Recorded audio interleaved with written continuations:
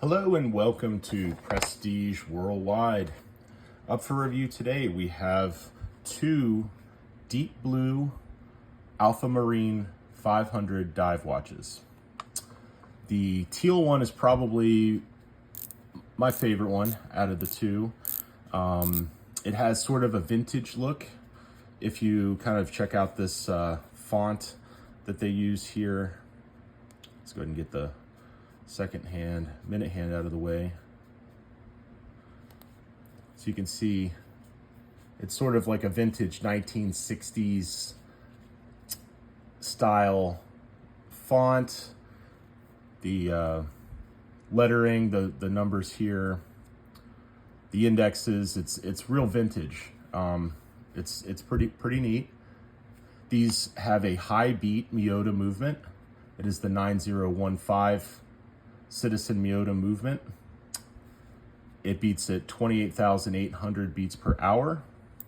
So it's essentially your direct competitor to the ETA 2824 Swiss movement, but this is a Japanese version. The case width is 44 millimeters.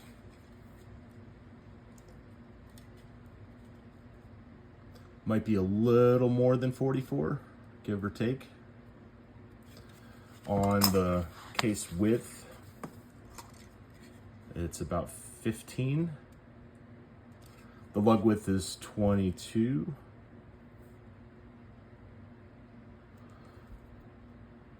The lug to lug is about 51.8, 52-ish. You have a sapphire crystal, a very nice sapphire crystal. It's not domed. Well, I guess it might be slightly domed. Let's take a look here.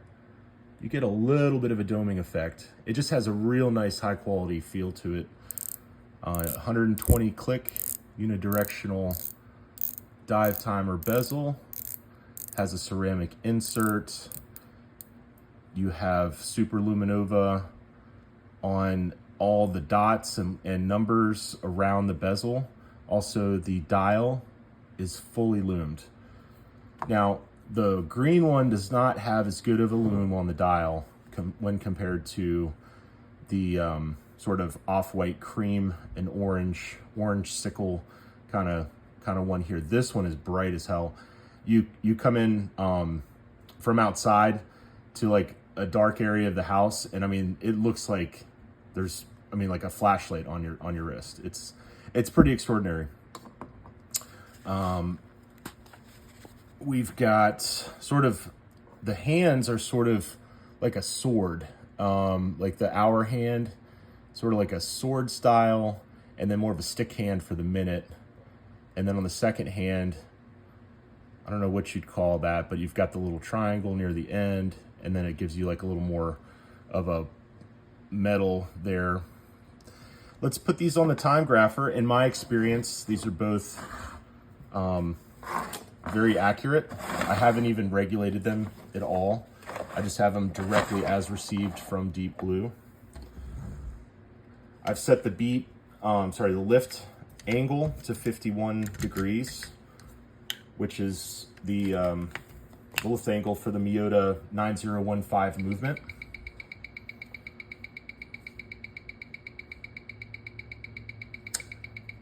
Let's see how this one is doing. I haven't worn it in a little while. So we've got our 28,800 beats per hour. Beat error is a little off. We have our 51 degree lift angle. Amplitude might be just a tad low, but it's a watch I haven't worn in maybe a year and a half. If you wear it for a few weeks, maybe a month, that amplitude may increase. The components inside the watch had just been sitting idle for the better part of 18 months. So 4 seconds a day is pretty good. I think it may actually do better on the wrist. I remember it being closer to 2 or 3 once it gets up to, once your body heat sort of heats it up. It can run a little bit differently. And then also the type of activity and your posture and everything, the angle of the watch. If it's, this is 9 o'clock down. Let's see what that does to it. Looks like it's flattened out a little bit. I don't like how this is sort of not one line here. We've got two lines, so the tick and the tock are sort of off a little bit. There's no symmetry quite to say that. That's where you get the beat error, is when the tick is a little different than the tock here. But plus 2 seconds, so 9 o'clock down, that'd be a weird position. You'd have to have your arm like directly up. So let's try 12 o'clock down. 12 o'clock down would be if you're just holding your wrist sort of vertically, sitting at a desk type deal. 12 o'clock down, looks to be fairly flat. 4 seconds a day. Okay, let's put the cream and orange one on, the time grapher. And I made a video about a week ago on how to use a time grapher. For those of you out there who are not familiar with this device, it measures the accuracy of automatic movements. So there's no batteries in these, it's all springs and a gear train. There's no electronics, there's no microchip. It is the same technology that's been around for, 150 years, maybe longer. I mean, this exact movement was probably developed 20 years ago, give or take. Cream and orange one, plus 4 seconds, much better beat error at 0. So you can see that this is more of one line. Now it's getting some of my voice in here because this is a microphone that senses the ticking and the talking there on the watch. But you can tell that this is more of one single line, that it's not two lines running parallel, the ticking and the talking. They are basically, it's equal the way the escapement is being sort of captured on each swing. So yeah, and then let's put this at let's put it at 12 o'clock down.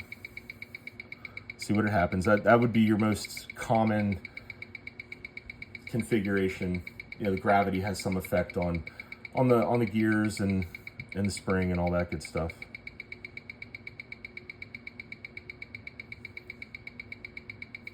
Okay, plus 3 seconds a day. Chronometer grade, chronometer rated watches are within 2 seconds per day of accuracy. So each one of these, we've got about 4 seconds here and about 3 seconds here fast, which is outstanding.